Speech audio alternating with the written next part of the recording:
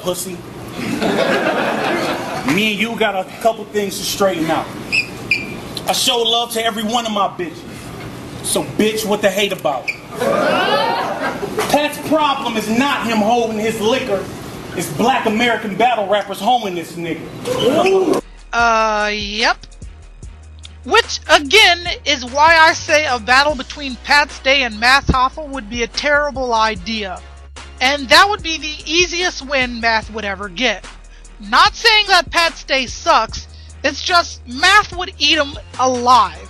And for everyone who thinks that would be a great battle, look at all of Pat Stay's previous battles and tell me which one of those are URL qualified. Because he attempted to use jokes against a URL battler and lost.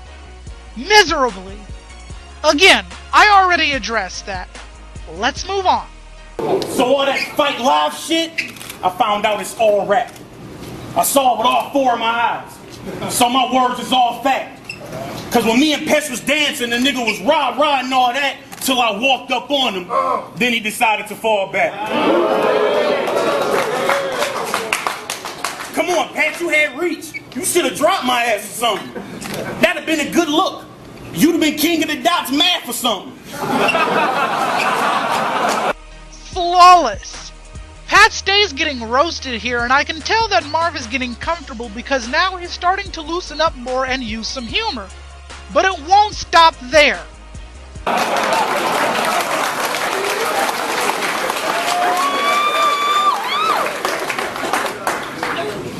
I stalled you out once. If you jump stupid again, I'ma play. But he don't want beef, no, he peaceful. Pat, namaste.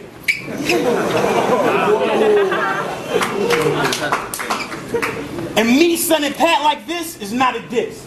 So let me break down why I'm one of the main reasons that Pat Stay exists. You see, my career is much more than a win or a loss. Cause when people say my name, they mention me as a boss. And it's not because of the striking resemblance to Ricky Ross. It's because I helped build the bridge you using to get across. Wow. I was one of the first that made it cool to have humor and bars. So any success you ever see, just know you doing Marv. Because of proof, I'm a monster. With truth and some honor. You part-time. I run the dark side, Luke. I'm your father. Damn!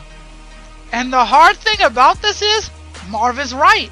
I've seen his battles in the WRC, and while most people were coming with straight bars, Marv did both. And the excellent thing about Marv is that he's knowledgeable enough to know when to use which. While Pat Stay, again, as much as I like him, he tends to rely on humor a little too much. So needless to say, the impact of that line carried some major weight. Aside from the obviousness of it, it was a major gut punch, and it'll take some real master work for Pat Stay to recover from that. He goes on.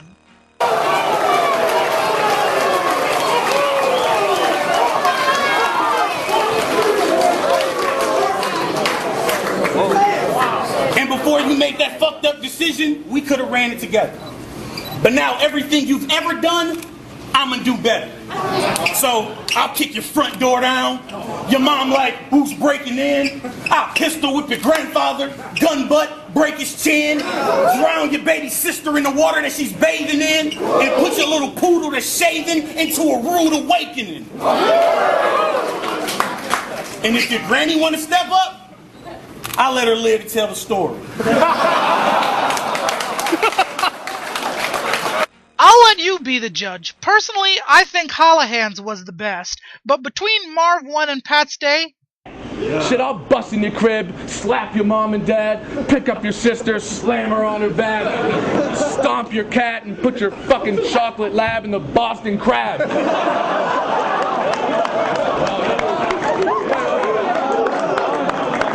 Yo, and if your grandmother wanted to, sonic boom. So I'll kick your front door down.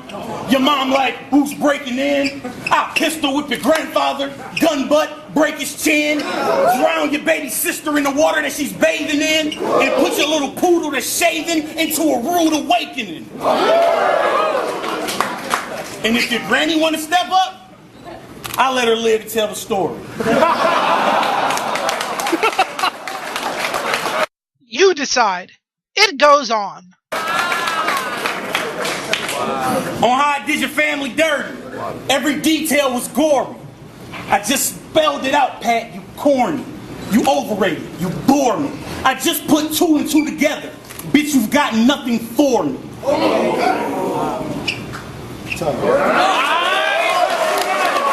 Again, not the best closer, but his point was made and once again some impactful real shit was said. This is enough to get Pat Stay on the ropes. Now it's Pat Stay's turn. Look, you're right. In our little beef, after looking at the tape, you think he put me in my place. But 1 minute and 30 seconds of that footage got erased. See, I got kicked out, said come outside, but they edited that because he cried and complained. And if that ain't the truth, then Corey Sharon lied to my face. You see, that could have been a great rebuttal if he wasn't trying to be funny. You see, Marv took that and used it to question Pat's credibility, poking fun at the fact that Pat had an opportunity to gain a reputation as a badass, like Math Hoffa, while Pat used it to form a Corey Sharon punchline, which is funny, but now the main focus of that isn't addressing the fact that Marv Won complained and Pat Stay wanted to fight him. The main focus of that scheme will be Corey Sharon lied to my face. And I'm sorry, but you don't do that when you have something relevant. The first person who used the Corey Sharon lied to my face joke was Bender, and when Bender used it, it wasn't a joke. Rather, it was establishing the fact that Bender had a secondary source who supplied him with information on Sketch Menace. Bender was essentially saying Corey Sharon ratted you out. That one time, Tricky, Jeff, and Sharon slept over one night at your place.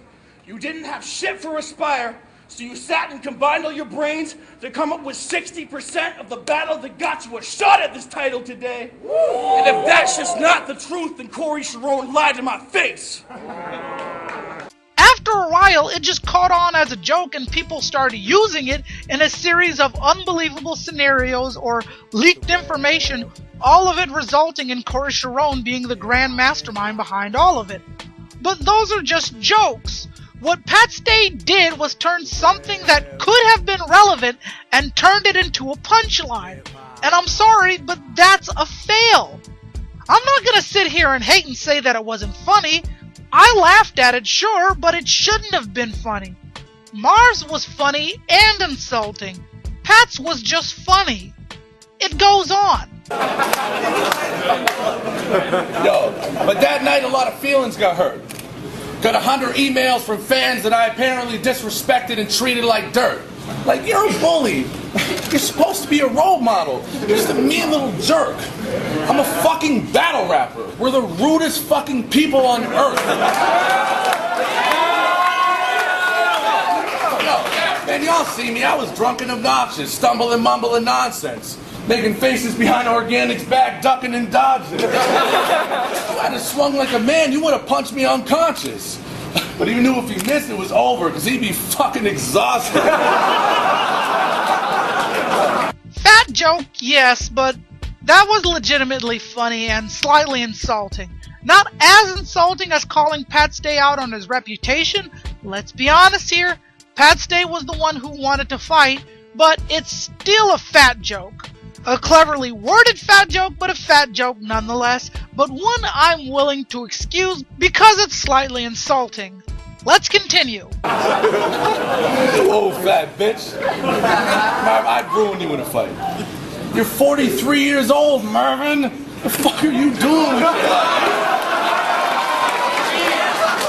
I mean, come on, Marvin, you old plumber. You're 29 years old, Gary. What the fuck are you doing with your life? I mean, come on, Gary, you old plumber. Who the fuck let starving Marvin through? I'll rip that pack of hot dogs off the back of your neck and throw a barbecue. Don't scare me, old bag. You're like Larry Holmes' age. You got hairy, gross legs with varicose veins. I feel like dropping his old ass. But his posture is so bad, he brings a whole new meaning to rocking a throwback. Man, y'all should have heard this old fart last time he was here. He told me he knew some tricks. I'm like, damn, where they at, dog? He pulls a quarter out from behind my ear. Like, what an old fucking goat. He's like, okay, one more joke. Grabs my face. I'm like, hey, don't touch me, bro. He's like, nah, look, I got your nose. And this is the guy you think would be a good match for Math Hoffa? Really? This is Pat Stay's biggest problem. He goes from coming real hard in the first round, and all of a sudden it becomes a comedy show with joke after joke after joke. Keep in mind, none of these are relevant. Marv Won isn't 43, he's 30. He just announced that at the beginning of the battle. So all of Pat Stay's old jokes are irrelevant and lame. A bit of comedy's cool, but when it's all that you do and you're the same every round, it's whack. And what bugs me the most is he'll crack some corny-ass mother jokes and everyone dies. And a bunch of irrelevant lines that could be said to any of you guys. And they don't even make sense 75% of the time. Keep in mind, Marv pointed out the fact that having a combination of humor and bars was Marv's shtick way before it was Pat Stay's. And look at what Pat Stay is doing. Using humor. Marv called Pat Stay out on his reputation, staking claim that if Pat Stay did hit Marv, he'd be revered with the same reverence they give Math. Not to mention, he used Pat Stay's scheme on Pat Stay and in my eyes, did it better. So really, what is Pat Stay doing here to defend himself against factual claims? Resorting to the lowest common denominator. Jokes. And to this day, I will say that the only battler I have ever seen use humor effectively and relevantly is HFK. But I digress. The next line from Pat Stay is actually funny. Oh, he thinks he's some type of fucking sex machine. Goes on like he's Quagmire. Bitch, you got so many chins you'd make Shawn Michaels' leg tired.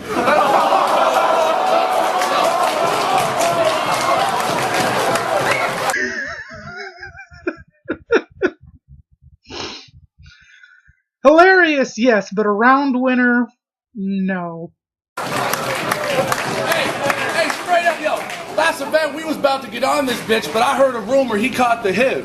I said, you sure you don't have AIDS? He said, I'm positive. Yo, but he hit his solo.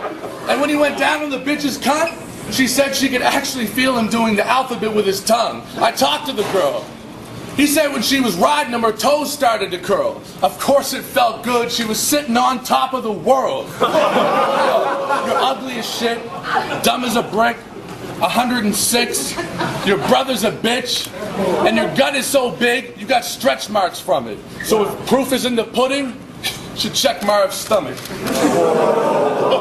So Marv Won takes round 2 easily since Pat Stay resorted to jokes and didn't come up with any rebuttals or heavy material. I'm not gonna lie and say none of his jokes were funny. They were funny, but being funny doesn't win you the battle if your opponent is dropping some real material on you. Pat Stay has a serious problem of not being aware when humor can be used in a battle and how it can be used. Which is sad because in his battle against Holohan, the moments in which he used humor was perfect. But here, it's incredibly disappointing considering he went ham the first round. At this point, it's anybody's battle. Let's see what happens next.